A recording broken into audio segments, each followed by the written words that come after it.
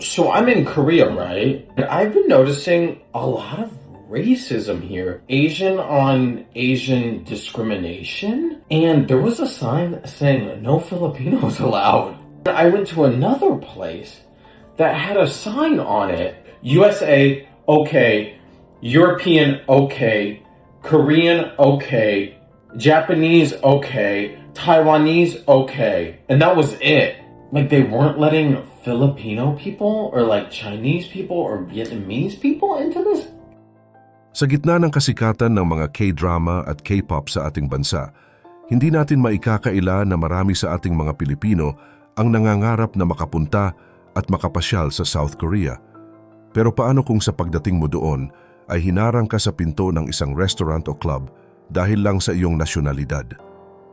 Kamakailan lang ay naging usap-usapan sa social media ang tungkol sa mga establishmento sa South Korea na di umano ay hayagang nagbabawal sa pagpasok ng mga Pilipino.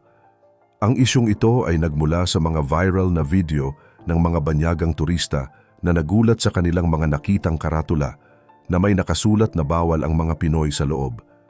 Habang ang ibang mga lahi gaya ng mga Amerikano at taga-Europa ay malayang nakakapasok, tayo ay tila tinataboy ng walang malinaw na paliwanag. Ngayon ay hihimayin natin kung gaano ba katotoo ang mga balitang ito at kung bakit nga ba tila may ganitong klaseng diskriminasyon na nangyayari sa bansang madalas nating hangaan. Handa ka na bang malaman ang masakit na katotohanan sa likod ng mga karatulang ito na direktang tumatama sa ating pagkatao?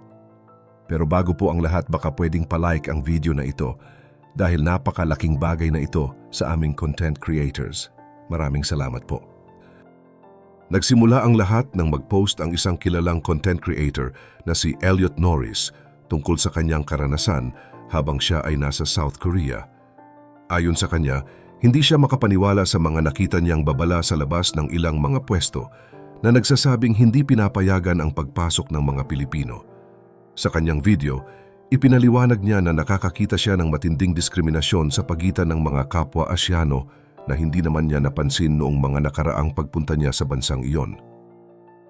May mga screenshot pa siyang ipinakita kung saan malinaw na nakasulat na bawal ang mga Pinoy habang ang lahat naman ng ibang dayuhan ay pwedeng pumasok ng walang problema. Ang mas nakakabahala pa rito ay kahit magmukha kang ibang lahi sa paningin nila, hihingan ka pa rin ng ID para masigurado na hindi ka Pilipino bago ka nila papasukin. May nabanggit din na isa pang lugar na tila isang party club o bar na may listahan ng mga lahi na tanggap nila sa loob.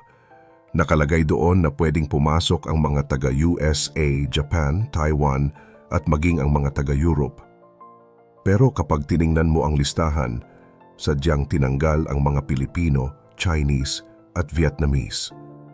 Sinabi ni Elliot na kung sa United States mangyayari ang ganitong klaseng pagpili ng lahi, siguradong magkakagulo at maaaring masunog pa ang nasabing tindahan dahil sa galit ng mga tao. Sa Japan ay may mga lugar na bawal ang lahat ng turista dahil ayaw nila ng maingay o hindi marunong mag-Japanese.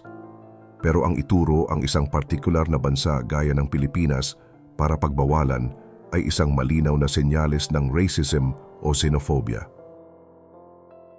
Pagkatapos kumalat ng mga videong ito, marami pang mga tao ang lumitaw sa mga comment section at sa Reddit para ibahagi ang kanilang mga sariling karanasan. May mga kwento tungkol sa mga spa o sauna kung saan hinarang din sila dahil lang sa kanilang passport. Ang mas masakit pa ay may mga ulat din na pati dito mismo sa loob ng Pilipinas ay may mga Korean establishments na di umano ay mas pinapaboran ang kanilang mga kalahi kaysa sa ating mga lokal na mamamayan. Bukod sa mga bar at club, may mga ulat din na pati sa mga spa o pampublikong paliguan sa South Korea ay bawal pumasok ang mga Pilipino. Sa isang listahan ng mga bawal pumasok, kasama sa mga bawal ang mga lasing, mga menor de edad, mga lampas sa edad na 50 taon at maging ang mga transgender. Pero ang nakakapagtaka ay ang biglaang pagsama sa listahan na bawal ang mga Pilipino. Marami ang nagtatanong kung anong klaseng panggugulo ba ang pwedeng gawin ng isang Pinoy sa loob ng isang spa para tuluyan silang pagbawalan. Nakakalungkot isipin na habang ang maraming Pilipino ay kulang na lang sambahin ang mga Korean idol at kultura, Ganito naman ang nararanasan ng ating mga kababayan sa kanilang bansa. Ayon sa datos, noong taong 2023, umabot sa mahigit $11 milyong ang halaga ng mga album ng K-pop na binili ng mga Pilipino na nagpapakita kung gaano kalaki ang suportang ibinibigay natin sa kanila. Dahil dito, hindi maiwasan ng ilan na magtanong kung nakakaapekto ba ang mga balitang ito sa pagmamahal ng mga Pinoy fans sa kanilang mga iniidolo. Ang isa pang masakit na katotohanan ay ang paraan ng pagpapakita sa mga Pilipino sa mga Korean drama at pelikula. Madalas na ipinapakita ang Pilipinas bilang kuta ng mga kriminal o taguan ng mga masasamang tao na tumatakas sa batas. Kahit sa mga trailer pa lang ng kanilang mga thriller o horror na pelikula, madalas na sa ating bansa nangyayari ang mga krimen. Ang ganitong imahe ay tila nagtatanim sa isipan ng ibang mga Koreano na ang mga Pilipino ay dapat iwasan o katakutan. Ang mas nakakagulat pa rito ay ang mga ulat na pati sa loob mismo ng Pilipinas, gaya ng sa Angeles City at maging sa Palawan, ay may mga establishmento na bawal daw pumasok ang mga Pilipino. Bagamat wala pang matibay na ebidensya gaya ng mga larawan, ang mga kwentong ito ay umabot na rin sa kaalaman ng ating mga opisyal sa gobyerno gaya ni Senator Erwin Tulfo. Mahirap tanggapin na sa sarili nating lupa ay may mga lugar na hindi tayo welcome dahil lang sa ating nasyonalidad. Ang ganitong mga issue ay hindi bago dahil kung babalikan natin ang kwento ng isang Pilipinong aktor na lumabas sa sikat na seryeng Squid Game, ay nakaranas din siya ng matinding diskriminasyon sa South Korea.